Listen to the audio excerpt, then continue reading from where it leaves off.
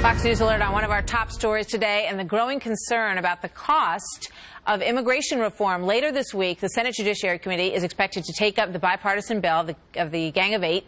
But a report by the Heritage Foundation that comes out this morning warns that the price tag to implement some of these provisions could be massive. Joined now by Jim DeMint, president of the Heritage Foundation and a former Republican senator, of course, from South Carolina. Senator, good morning. Good to have you with us today. Well, thank you. It's good to be with you. So talk to me a little bit about this, because there's controversy about this report. We talked to Steve Moore just a few minutes ago, and your claim is that, according to your study, it would cost trillions of dollars if the legislation was enacted as the Gang of Eight has created it. Why? Well, no one's read the study yet except the folks at Heritage, and it's gone through a very strenuous peer review process. I read it over the weekend, and it makes it abundantly clear. I mean, the number over the 50-year lifespan of an amnesty for unlawful immigrants is $6.3 trillion to the American taxpayer. And we know over time that this is going to increase more debt, increase taxes. That has a depressing effect on our economy. We know that unlawful immigrants, once they have amnesty, are going to replace the jobs of many Americans and depress their salaries. So there's no way you can look at this and say that it's good for the American taxpayer. And that includes immigrants who are here lawfully. We feel like our study, if Congress will just consider the cost, will benefit lawful immigrants more than anyone else. Well, some of the pushback is that these benefits don't kick in for 13 years in many cases. So there would be that amount of time before the cost would kick in. What do you say to that? Well, I'll believe that when I see it.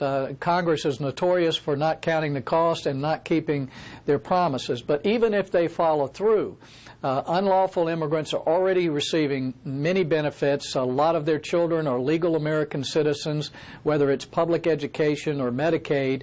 But if you just look at a 13-year window, when the life expectancy of unlawful immigrants goes another 50 years, and once they get on Social Security and Medicare, I mean, the average cost of an unlawful immigrant is hundreds of thousands of dollars.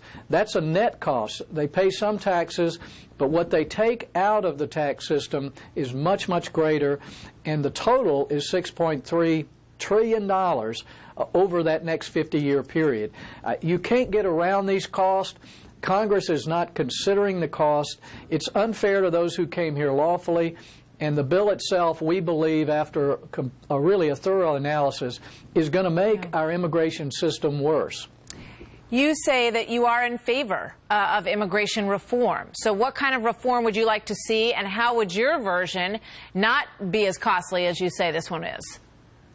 Well, first of all, you don't need an amnesty in order to implement reforms and get the benefit of reforms. We know our country was built by a lawful immigration system, but it's important to realize today, with our welfare state and all the government benefits, unless immigrants have a college education or better, they're going to be a net drain on the taxpayer. They're going to pay less in taxes than they take out of the system.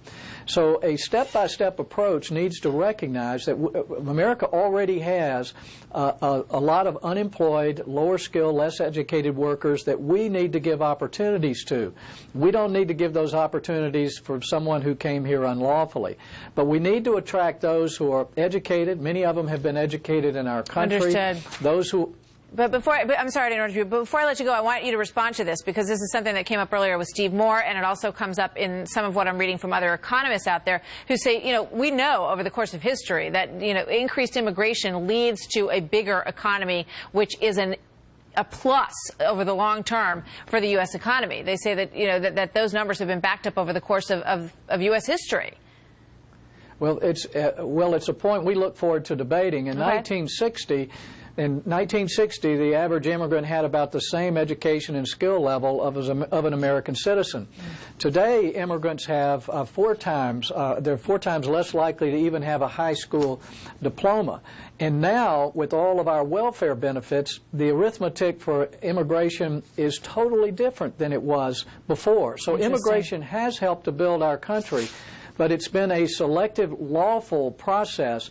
To come in and give amnesty to lower-skilled, less educated workers is going to cost our country $6.3 trillion.